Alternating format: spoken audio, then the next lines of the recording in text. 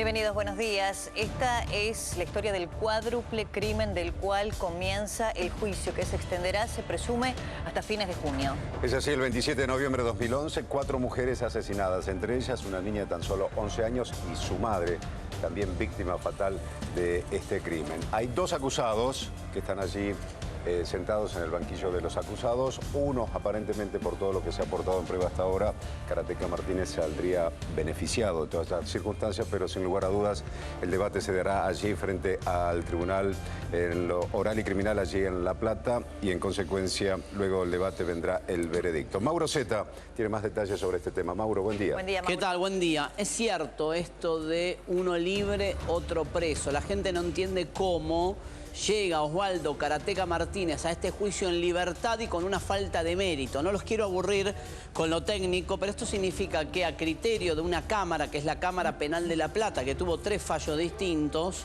no alcanzaron las pruebas para dejar preso al Karateka Martínez. Ahora, la provincia de Buenos Aires permite que vos vayas a juicio con falta de mérito y así todo te condenen.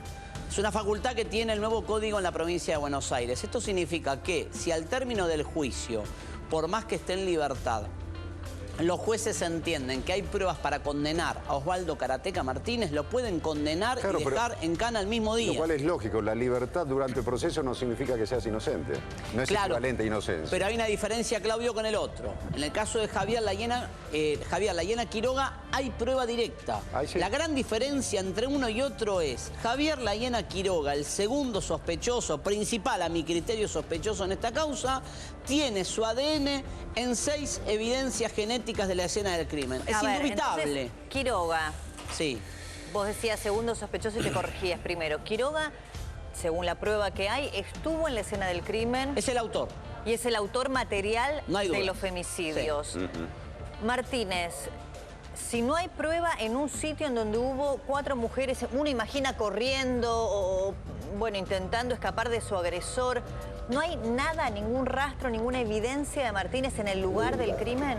Bueno, ahí lo vemos justamente adentro de la sala. A ver, no hay ADN de él en la escena del crimen. Es así. No encontraron en esa faena criminal de 70 puntazos, golpes, ¿se acuerdan, no? La brutalidad de esta masacre. No encontraron un solo vestigio genético de Osvaldo Karateka Martínez ahí adentro. Llama la atención. Y sí encontraron del otro. ¿Qué evidencia hay contra Martínez más allá de los mensajes de texto o de que tuviera una relación con una de las mujeres? ¿El testimonio del remisero nada más? Que exactamente, acabas de... Mira, te lo contestaste vos. El remisero que sostiene con sus dichos, ¿se acuerdan? Un remisero que lleva la última de las víctimas, claro, Sí, que también estuvo cuestionado ese testimonio. Que va a estar cuestionado en el juicio. Es una de las pruebas de cargo. El remisero dice, yo lo vi saliendo de la casa de la escena del crimen, más mensajes de texto con un contenido de celopatía respecto de la mujer, más un testigo que dice haber visto cómo Martínez movía el auto de la puerta de su casa para ir a la escena del crimen. Pero esta prueba para la Cámara Penal de La Plata no alcanza para decir que merece estar preso y que es el autor. ¿Tiene coartada? ¿Tiene coartada? Martínez tiene una coartada que no cambió nunca. Él dijo, siempre me quedé adentro de mi casa mirando una película, hasta dio el nombre de la película que miró esa noche, y dijo que el movimiento de su auto sí lo reconoce, pero no para ir a la escena del crimen, sino que salió de la casa en la madrugada y entró el coche a la cochera. Lo tenía estacionado afuera y lo entró a la cochera. Habló Martínez con nosotros. Comentaba él que tenía 3 testigos que habían visto ese movimiento de él ingresando... El auto, y a su vez una llamada telefónica de su celular que lo da en la zona de su casa. Habló Martínez, una nota exclusiva que pudo hacer nuestro compañero Salonia cuando estaba por empezar el debate. Presten atención a la palabra de Osvaldo Karateka Martínez. Para el fiscal, coautor de la masacre. Para la defensa, inocente. Lo primero que pensé que era un error, que no podía ser. No puede ser porque me detienen a mí y en ningún momento me dijeron el nombre de nadie, y cuando me dijeron pregunté que me digan a ver el nombre y no podía creerlo. Sentí, a partir de ese momento me sentí como si fuera todo irreal. Sentí un ácido en el estómago y las piernas flojas y sentí todo irreal. ¿Usted se define como inocente? Por supuesto, como el primer día. Yo soy una persona inocente y así quedó demostrado. a través de todas las pruebas científicas que fueron recaudando. ¿Usted cree que va a poder demostrar dónde estuvo esa noche, qué fue lo que hizo? ¿Tiene elementos concretos para demostrarlo? Eso ya está demostrado en la causa. Ahora lo único que hay que hacer es mostrárselo al tribunal. Sí, y mostrárselo a toda la gente. Y bueno, por ejemplo, cuando yo llegué a mi casa, en un momento a las 10 de la noche que hice un llamado telefónico, ahí me agarra una antena que pertenece a mi casa. El fiscal quiso hacer creer lo contrario. Hay 3 vecinos míos que me ven llegar al horario que yo digo y me ven salir a entrar el auto. Usted dice que las 4 muertes las produjo Quiroga. Sí, así habla el peritaje. ¿Usted se conocía con Quiroga? No, yo no me conocía para nada. Solamente lo vi 5 minutos en la casa de barrio una mañana que fue a hacer un arreglo de un techo o algo así. ¿Usted cree que Quiroga miente para mejorar su situación? ¿Quiroga miente porque alguien lo manda a mentir? ¿Por qué Quiroga está mintiendo en esta causa? Y seguramente una mezcla de las dos.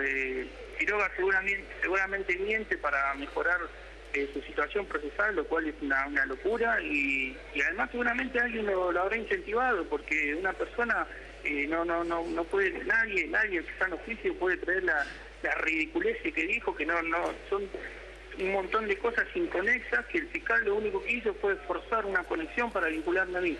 Nadie lo puede creer, el único que creyó y avaló eso fue el fiscal. La verdad que es una locura. Usted esa noche estuvo en su casa, pero en un momento salió para volver a entrar el auto. Ese es el momento en el que lo ven ingresando a la casa. A mí me ven llegar a mi casa. Sí. A mí me ven llegar a mi casa. Dejo el auto en la puerta, entro a mi casa y salgo para entrar el auto, para guardarlo en el garaje. Salgo de mi casa, subo al auto que estaba en la vereda y lo guardo en el garaje. Pero nunca va a la escena del crimen, dice usted. Nunca se mueve de lo que es la puerta de su casa. Para nada. Bien, hasta acá la palabra del karateca. Les quería contar algo que me había olvidado. Sí. Hay una confesión en la causa. ¿Saben quién confesó? Quiroga. Lo que pasa es que hace una confesión bastante particular. Yo digo una confesión parcial. Quiroga, el que está al horno porque su ADN está ahí y de eso no puede zafar, el ADN de Quiroga, del otro detenido, sáquelo al karateca, está en 6 evidencias. Eso lo compromete de forma directa. Sí. Quiroga ensaya una confesión parcial. Se van a acordar conmigo porque fue muy delirante. Quiroga dijo, yo no actué, yo no fui el autor, fue Martínez. Martínez me amenazó con un arma de fuego después de matar a las 4 mujeres o mientras las mataba en simultáneo. Ay, me hizo mancharme y me de hizo, sangre. claro, me obligó a que yo a que frote mi cuerpo en la evidencia para que quede mi ADN. A mí me suena un delirio místico. Ahora, esa confesión es parcial. Esa confesión no tiene un valor decisivo. ¿Qué móvil, Mauro, podría tener Quiroga para haber cometido los 4 crímenes? Si fuera él solo. Sí. Bien, yo le pregunté lo mismo a la defensa, perdón, de Martínez. Y el argumento es, Quiroga hacía tareas de mantenimiento en esa casa. ¿Cómo lo vinculás con la casa? Algunos trabajos de albañil. Claro, una regla tutti. El tipo al que llamaba la dueña de casa y le decía, Susana Barto, le decía, vení, arreglá la canilla, cambiame la lamparita. El tipo tenía contacto con la casa.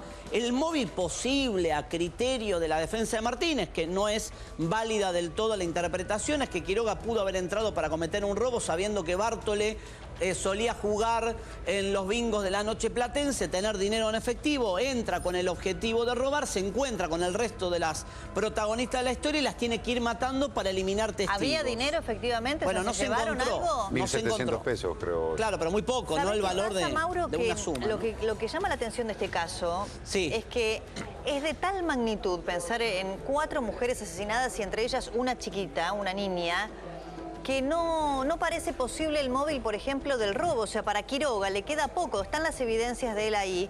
Yo creo que se da la circunstancia, Débora, que lo que relataba Mauro. Pensó encontrarse con una escena y se fue encontrando con otra. Claro. Entonces, al matar a una o al robar, tuvo que empezar a eliminar al resto. Bueno, para de que hecho, no lo una mujer reconocieran. que llegó que nadie pensaba que iba a tener La cuarta, siempre, ¿no? Marisol La cuarta. Pereira, que es la que permite que llegue el remisero. Ahora, en el juicio el remisero se va a mantener y va a decir, yo lo vi al karateca ahí. Esto va a ser eje del debate. El remisero va a sostener que lo vio al karateca, que no se confundió. Mauro, también no puede decir otra cosa, si no van a acusar por de falso testimonio. Es cierto. Ahora, hay mensaje de texto, Débora, en la teoría de la celopatía, la que incrimina a Martínez. Hay un montón de situaciones que abonan una hipótesis de que era un tipo celoso y capaz de de ahí a probarlo hay un camino largo. Martínez además, dice, yo soy celoso, pero no para matar. Los mensajes de texto son fuertes. Él reconoce que es celoso, pero dice, pero nunca para llegar a ese extremo. ¿Hay pericias psiquiátricas elaboradas, me imagino, sobre Karateka Martínez? Mirá, tengo acá un resumen. Dice, durante entrevistas con el acusado, los expertos percibieron que pese a la siniestra forma de muerte de Santos y su familia, la reacción emocional de Martínez es baja, ya que Martínez no refleja cabalmente la conmoción que tan cruel forma de separación suele ocasionar en las primerísimas etapas de un duelo. Ahí definen los peritos que no se lo nota como un tipo que siente dolor por la muerte de quien fue su mujer. Bueno, tampoco fue su mujer. La novia. Era una novia que no pero era una relación larga. La relación, no es que era la suegra, la hija. Pero te leo más del dictamen, Débora, mirá.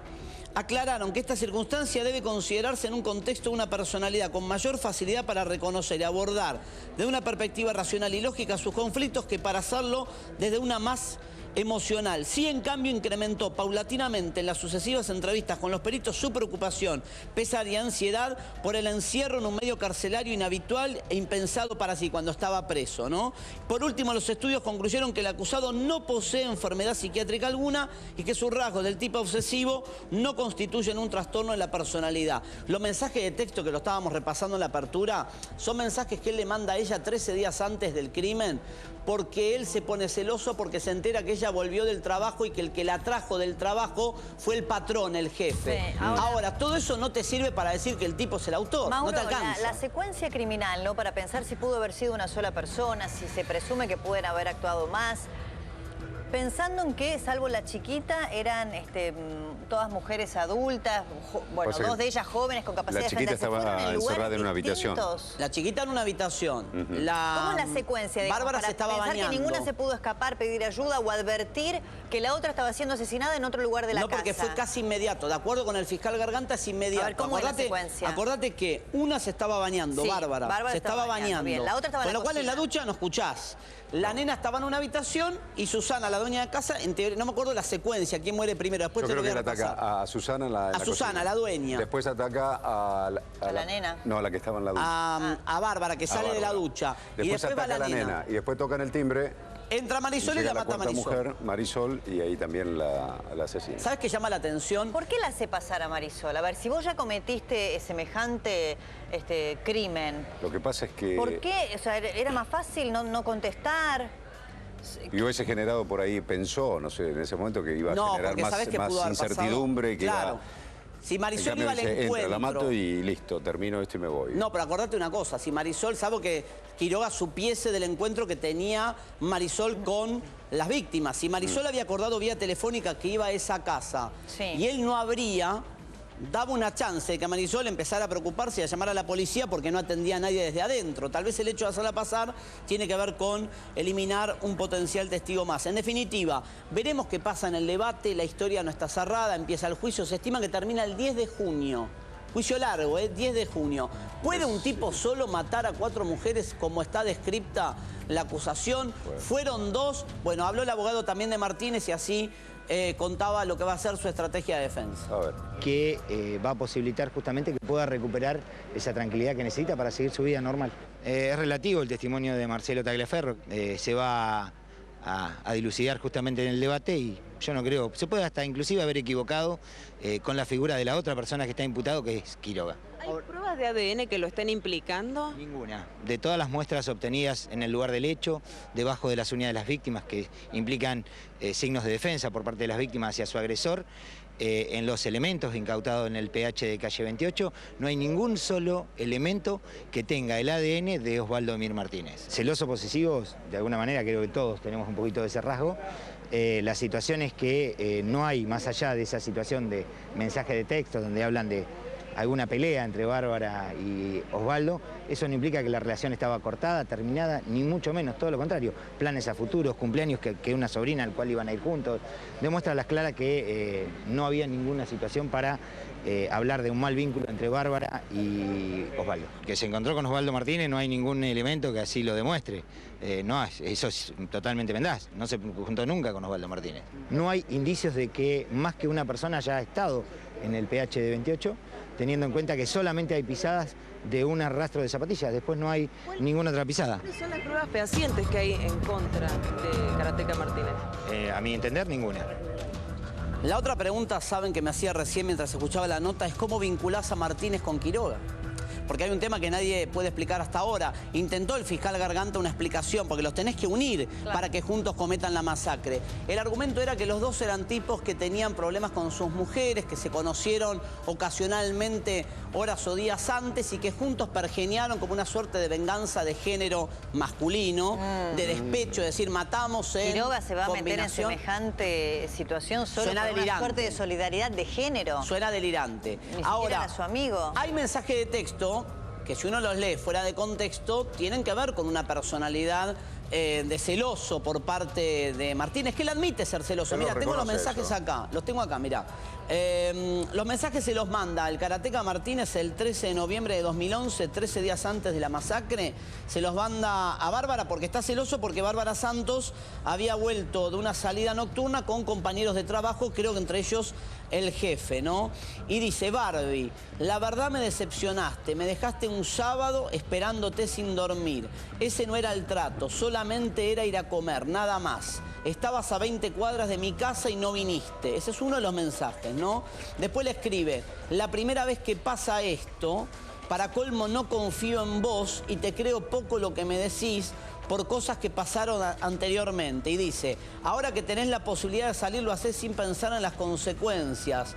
No te importa lo que me pasa y actuás re egoísta. Tampoco te importa discutir conmigo para arreglar algo.